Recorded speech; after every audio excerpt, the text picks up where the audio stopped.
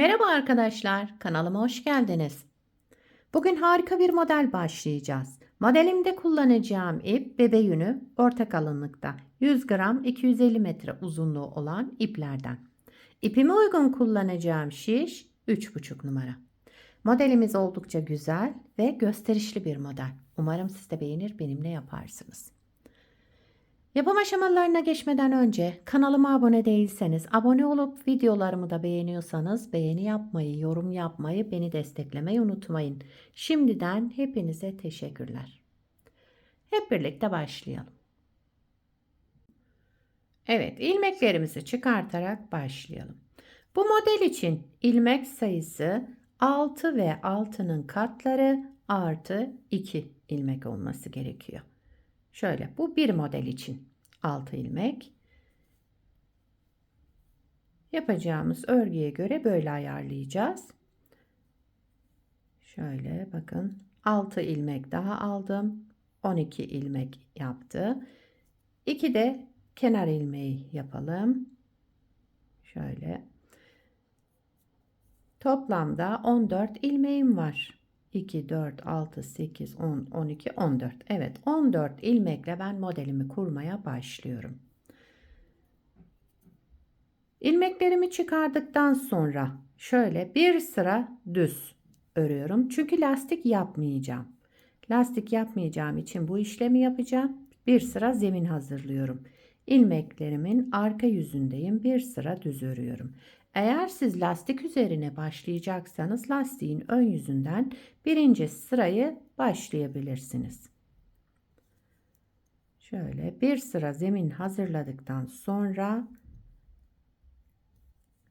örgümün ön yüzüne geçtim. Şu şekilde.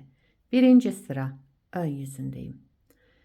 Kenar ilmeğimi örmeden aldım. Kenar ilmeğinden sonra 2 ilmek ters. Birinci sıra ön yüzündeyiz. 2 ters ilmekten sonra 2 düz. Tekrar 2 ters. Bakın buraya kadar bir model. 2 ters, 2 düz, 2 ters. Tekrar 2 ters, 2 düz ve 2 tersle de ikinci modelimi kurmuş oldum. Kenar ilmeğimi ben düz örüyorum. Birinci sırayı bu şekilde ayarladım. Siz modeli şöyle daha fazla ilmekle yaptığınızı düşünürsek burada 2 değil de 4 ters, 2 düz, 4 ters, 2 düz diye devam edeceksiniz. Ben şöyle şu şekilde 2 model üzerinden anlatıyorum. Yani sıra sonunda ve sıra başında 2 ters ilmeğimiz oluyor. Ortalarda 4 ters ilmek. 2 modelin birleşimi olduğu için 4 ters ilmek oluşuyor orada. İkinci sıra arka yüzündeyim. Kenar ilmeğinden sonra ilmeklerimi olduğu gibi örüyorum. Düzleri düz, tersleri ters. Şöyle sıra sonuna kadar devam ediyoruz. Düzleri düz örelim, tersleri ters örelim. İkinci sıra arka yüzündeyiz. Kenar ilmeğimi de yine ben düz olarak ördüm. Üçüncü sıra ön yüzüne geçtim. Şöyle. Kenar ilmeğinden sonra bir ilmek ters, diğer ilmek ve düz ilmeğimin yerlerini değiştiriyorum. Bakın düz ilmeğimi sağ, ters olan ilmeğimi sola aldım arka taraftan. Ve bunun ikisini de tek tek düz örüyorum. Yani 2 ilmek düz ördüm. Burada sola doğru çeviriyorum düz ilmeğimi. Bakın ön taraftan aldım. Diğer ilmeğimi de arka taraftan getirdim. Sol şişime taktım. Ve bu ikisini de tek tek yine düz ördüm. Toplamda 4 düz ilmek örmüş olduk. Arada şimdi 2 tersimiz kaldı. 2 ters ilmek ördüm. Yine düzler öndeki ters ilmeğin yerlerini değiştiriyorum. Şöyle düz ilmeğimi sağa doğru çevirmiş oldum. Diğer ters ilmeğimi de arka taraftan sola çevirdim ve düz olarak ördüm. Şimdi düz ilmeğimi sola, ters olan yani ikinci ilmeğimi de arka taraftan sağa çevirdim. Ve bunları tek tek düz ördüm. Toplamda 400 ilmek ördüm. Kenarda bir ters ilmek, daha sonra kenar ilmeğimi ördüm. Üçüncü sıramızı tamamladık. Dördüncü sıra arka yüzündeyim. Kenar ilmeğinden sonra yine ilmeklerimi düzleri düz, tersleri ters örüyorum. Bakın burada bir düz, 4 ters. Arada 2 düz, 4 ters.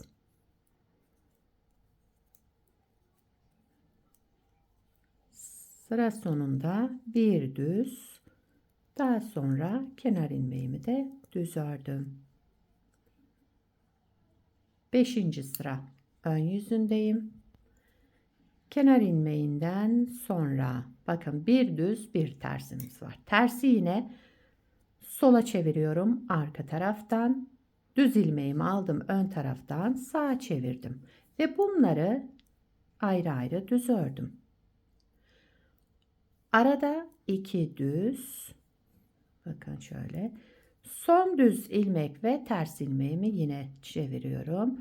Düzü şöyle sola çevirdim. Ters olan ilmeğimi de sağa doğru arkadan aldım.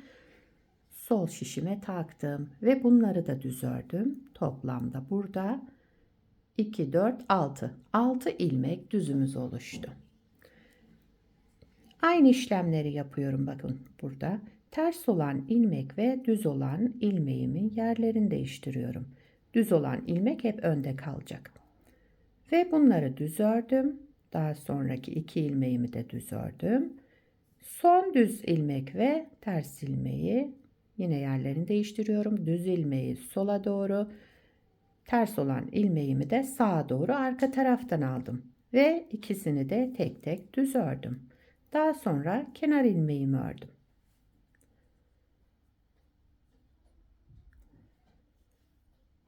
Altıncı sıra arka yüzündeyim, son sıramız. Modelimiz 6 sıradan oluşuyor. Hep bu 6 sıranın tekrarını yapacağız. 6. sıra arka yüzünde kenar ilmeğinden sonra bütün ilmeklerimizi ters örelim. Sıra sonuna kadar ilmeklerimi ters örerek devam ediyorum.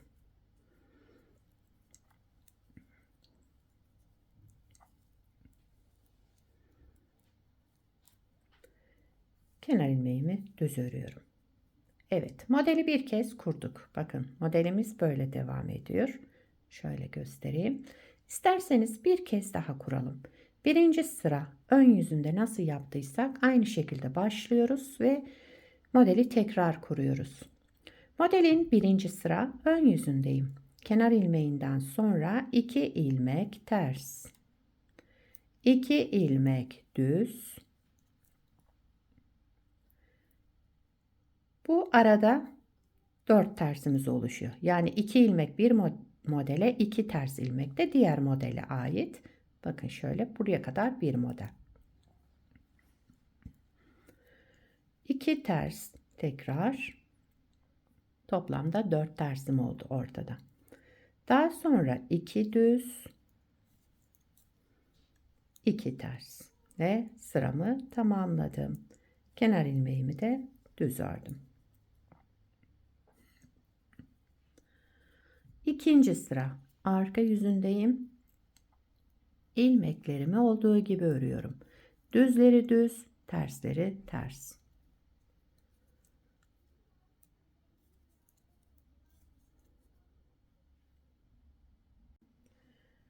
Üçüncü sıra ön yüzündeyim.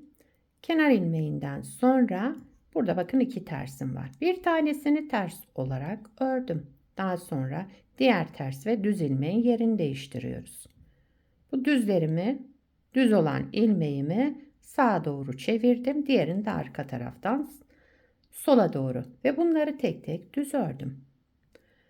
Diğer düz ilmeğin ve arkasındaki ters ilmeğin yerlerini değiştirelim. Düz ilmeği ön taraftan sola, ters olan ilmeğimi arka taraftan sağa çevirdim. Ve düz olarak ördüm. Burada 4 düz ilmek örmüş olduk. Arada 2 tersimiz kaldı. 2 ters ilmek ördüm. Buradaki düz ilmek ve ters ilmeğin yönlerini değiştirelim. Şu şekilde düzü sağa doğru almış oldum. Ve düz ördüm bu ikisini. Buradaki düzü de sola doğru çeviriyorum. Diğerini arka taraftan aldım ve düz ördüm. Toplamda 4 düz ilmek örmüş oldum. Sıra sonunda bir ters ilmek, daha sonra kenar ilmeğimi düz olarak ördüm. Dördüncü sıra arka yüzüne geçtim. Kenar ilmeğinden sonra ilmeklerimi olduğu gibi örüyorum yine. Düzleri düz, tersleri ters. Şöyle sıra sonuna kadar devam ediyorum.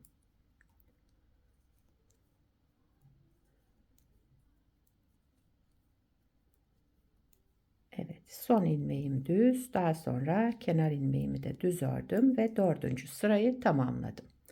Beşinci sıra ön yüzüne geçtim.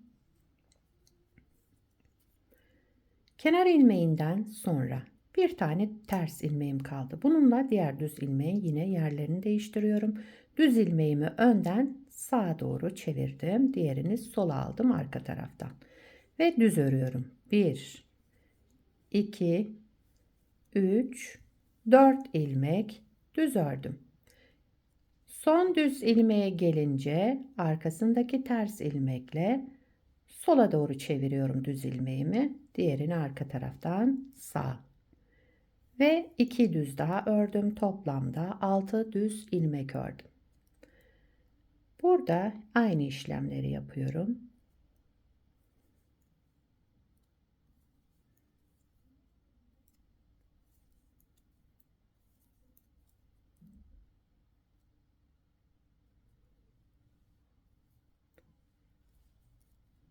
Evet. Şöyle toplamda yine 6 düz ilmek ördük. Kenar ilmeğini de düz örerek 5. sırayı tamamladım. 6. sıra arka yüzüne geçtim. Kenar ilmeğinden sonra bütün ilmeklerimi ters örüyorum. 6. sıra arka yüzünde ilmeklerimizi ters örerek devam ediyoruz.